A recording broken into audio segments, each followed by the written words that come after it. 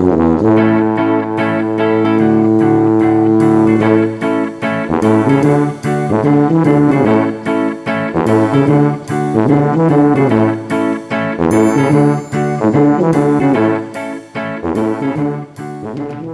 number 3 for Sennelier l'Aquarelle Fille. We're doing the blues and the greens, so I'm going to zoom in for you so that you can see all the colors that I am. Okay, here we go. Ultramarine Light. And when I'm done swatching and all the colors are dry, I will show you what they ended up looking like once they were dry. And then we can also compare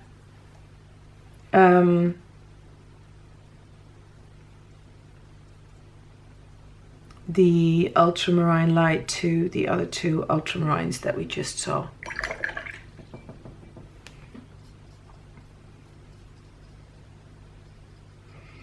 I like this one better, I think. And this one seems to be granulating a bit more, or not? Well, only slightly. They do it.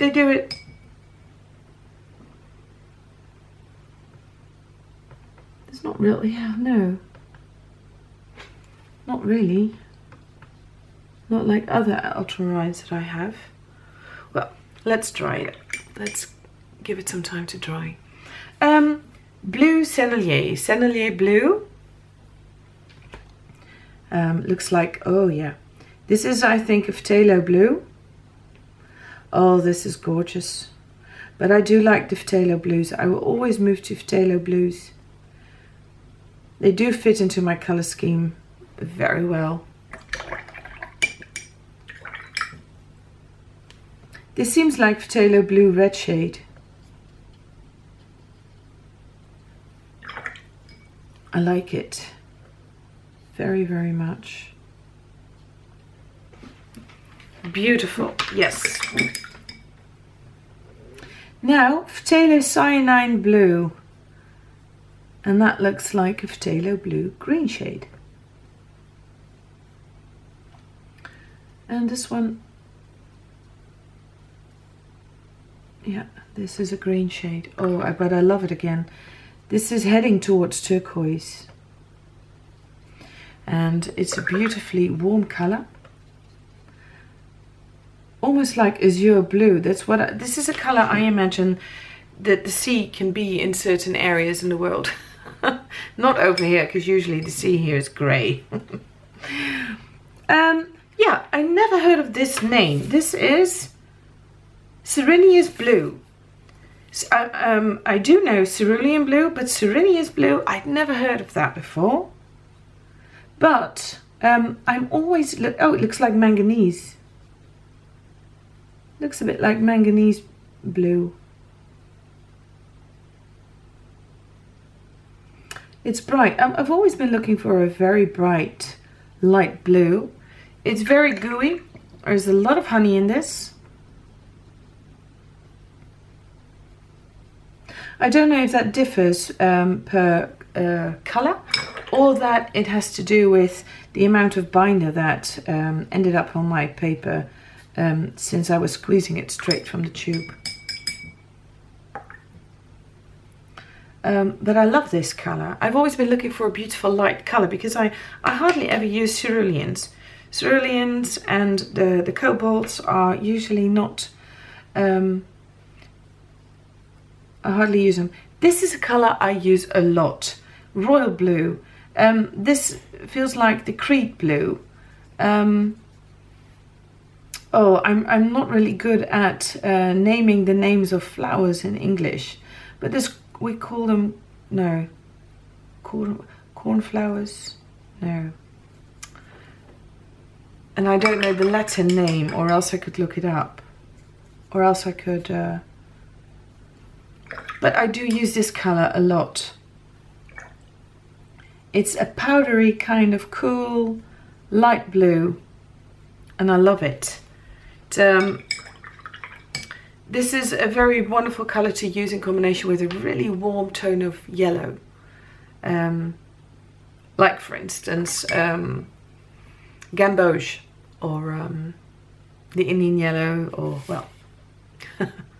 Okay, now we're moving on to, I hate these colors from the tube, the cerulean blue and the cerulean blue red shade, because from both tubes I had to pour out a lot of binder. As you can still see, there's a lot of binder even on my paper, and from one of these tubes I squeezed out literally more than a third before I got to the paint.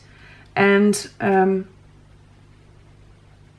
I did save some in a pan, so that if I run into problems in the future with this paint, because this is incredibly gooey right now and amazingly translucent,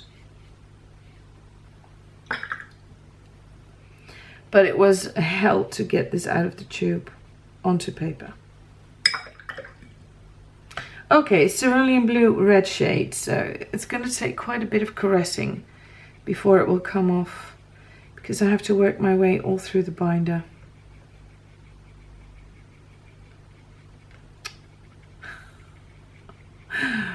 You have to get through the binder before you get to the paint. But I can already see the red shade in this, because it really is a different color. And what I'm wondering is that, you know, there is a minor difference.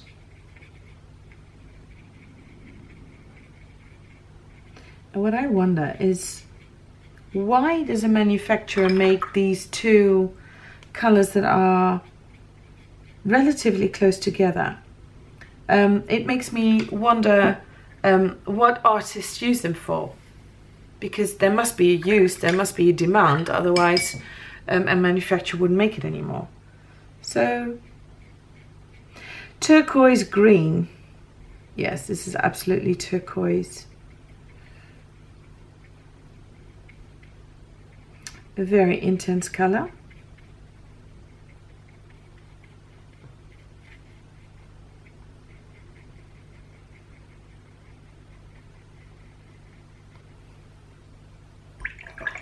And it's quite opaque.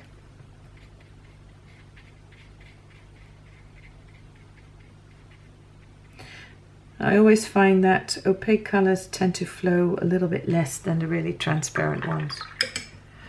Cobalt green. There's another color I never use. Just like the Viridian, those are the cooler colors. And one thing I noticed is that from this Sennelier box of 100 paints, 1/5 of them is green, and you don't find that in every brand. So there are a lot of greens in here, and I will have to put on my explorer glasses to find out the things I can do with them.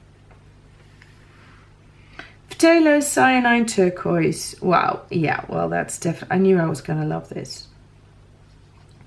I love phthalo colors. There's way too much paint on my paper. I'm going to have to scrape that off somehow, because this is going to stick. But phthalo colors are great for flow, beautifully vibrant. Yeah, I like them. I would always pick a phthalo blue over a Viridian, and then mix it if I needed it to look a bit more like that.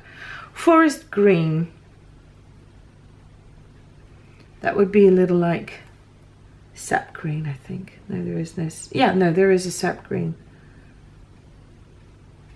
It's also a very intense color.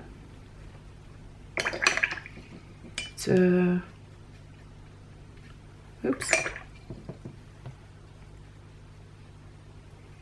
Flows beautifully.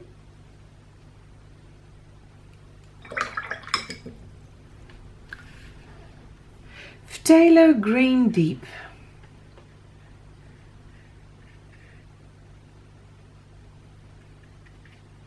Now that I mentioned it, I really do wonder why I always take this color over the Viridian.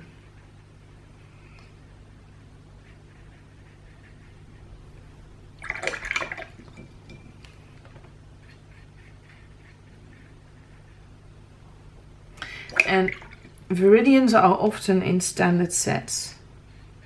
At least in all my student grade paints that I have, there is Viridian. Okay, Viridian Green.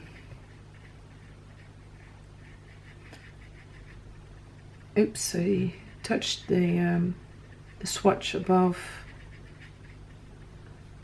There's a lot of honey in it.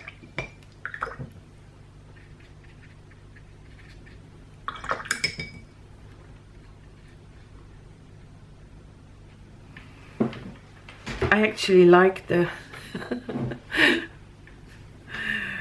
the plume that comes out. Okay, we're moving on to emerald green. Now this is a color I've never ever seen before, and it looks very opaque, which it is.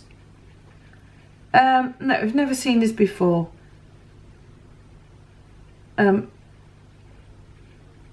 It is my personal taste that I do not like this color very much, and it has nothing to do with Sennelier. It is, I just don't like, I'm not really into greens, and this is a splendid color for illustration work, especially these days. Many illustrators work with muted color palettes, and there is also 2 grays in this set that you will see in the next video that I immediately thought would fit that kind of illustration work perfectly. Even though it's not an ugly color, I just wouldn't use it. Or maybe I would, but I have to say I have never used it so far. Sennelier Green. Okay, come on, surprise me. I'm a little bit hard to convince with the greens. I like it that it is a warm green. It reminds me of Hooker's Green.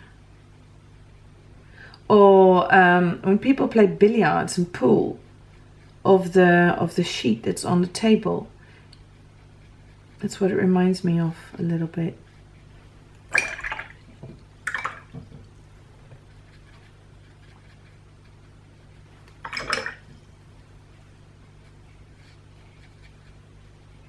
Great flow. And again, beautifully transparent. Although the emerald green seems much more opaque, also that still, it seems on the paper, it's not that opaque. You know, it's not like you're using gouache yet. Okay, cadmium green light. And when reading this name, and I haven't checked, I was wondering, have I ever seen the name cadmium green in any set yet? And I have to say I don't know. It is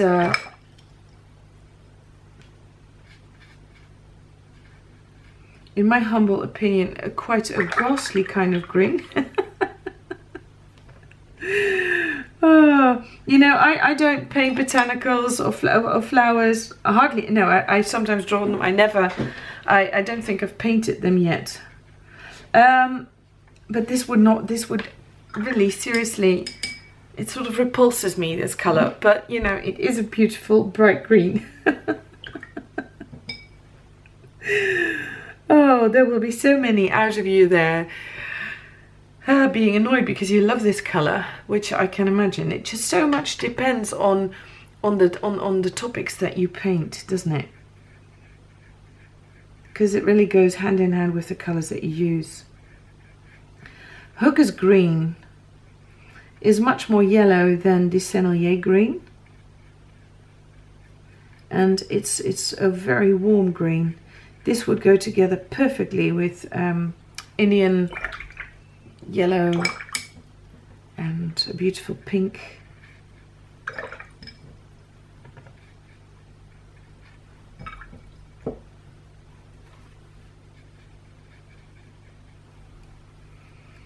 Okay, now moving on to chromium oxide green. Also came from the tube with an incredible amount of binder that came out first. Not as much as the Sirenians, but quite unforgivable.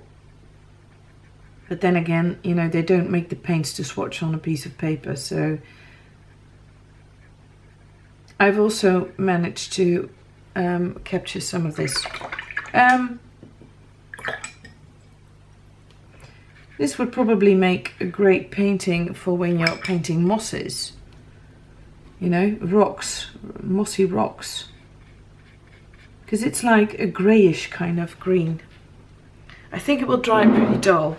But you know, sometimes that's exactly what you need, especially when you're painting with bright colours.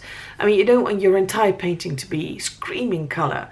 You need some toned down areas, and that could be a really great colour to do so. Green earth. This is a colour, and I've said it before in other reviews, I never use. It picks up hard, and that's the case in every... oops, I've contaminated it. It picks up very hard. It's incredibly transparent, and it's dull, it's grayish, and I always wonder why on earth is this paint, this pigment, in every brand. So there's got to be use for it. So if you use this green earth, tell me, what do you use it for? Because I'm actually curious. When I look at it now, I think I would shade faces with it or something. Tone down skin tones, perhaps. Okay. Sap green. Always a warm and bright green. Grassy.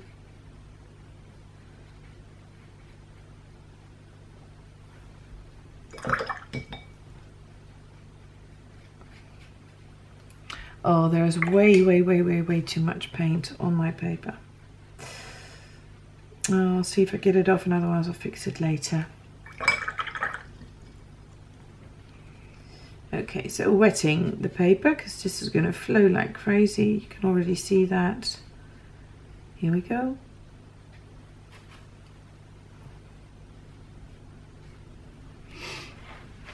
And I like it. I think it's quite an opaque kind of green. If I, what is it, 819, hold on, we'll see, 819, yeah, it's a semi-opaque sap green, and I think in my collection that's unique, because if I remember correctly, the other sap greens I have are transparent, so that could be a really valuable addition. Olive green, well, that's my go-to green. Although I have to say, this does not look like olive green. It's a beautiful, rich and warm yellow. Oh, sorry, I was out of sight for a bit. It's a beautiful, warm, but I would call this sort of a mossy green. This is not...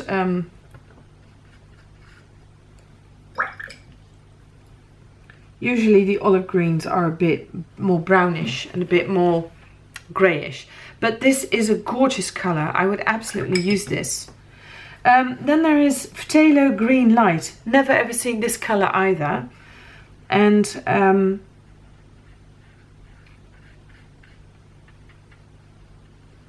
it's bright, spring feeling. I mean, it's like Kermit. This is Kermit. Kermit. So Kermit is actually Phthalo Green Light. And next time somebody asks you in a quiz, what colour does Kermit the Frog have in Sesame Street? You say, well, it's Phthalo Green Light. And they go like, yes, you in the microwave. So now moving on to bright yellow green. This one is also always in my collection. Although this one by Sennelier is really neon. It's incredibly, it's beautiful. It's almost like neon yellow. I mean, I think, do you know the neon yellows where you feel it's so yellow that it almost becomes green? Well, that's the feel you get with this paint. Okay, moving on to brown green. Oh, that looks like a quinacridone. I didn't check the pigments. I don't do it if you want to know about the pigments, you have to check them yourself. This one is gorgeously transparent. Beautiful, beautiful paint. And absolutely part of my collection. I love it. Along with the olive green, which is also gorgeous, by the way. Now we're moving on to a color that I really don't get the name from. Really don't get why they named it as such. I mean, brown pink. I bet they have used a pigment that has something to do with pink. But to call this brown pink, Schminky had Potter's pink. So when I think of brown pink, this is the pink that I think of. But then Sennelier says, no, this is brown pink. And I say it's green. So a yellow, a golden kind of green, a yellow kind of green. Where is the pink? Brown pink. I think they had a few too many wines during their French afternoon, during their French lunches on the cafe terrace, when they went back and they had a good laugh about naming colors in a very weird way. And then they said, you know what? Let's call this color brown pink and confuse our users to the bone. Let's see how they respond. Alors voilà. This is how I respond. I love the color, but I really get confused by the name brown pink. Who came up with that name? That person, in French it's called style de grain brun. Style de grain brun. So how do they go from style de grain to pink? I mean, brun is brown, but style de grain is pink. Okay, right. I don't know what style de grain is, but grain. No, I have no idea. No. I should have to look it up, and I'm not going to, not now. I mean, let's have fun conversations below this video again. Going to zoom it for you so that you can see the entire chart. Ta-da! How's that for, you know, nature scenes, sky and vegetation? Now let's move on to let's move down to earth. Let's sink from the skies to the earth and sink to the browns and the blacks. See you in the one but last video. Bye.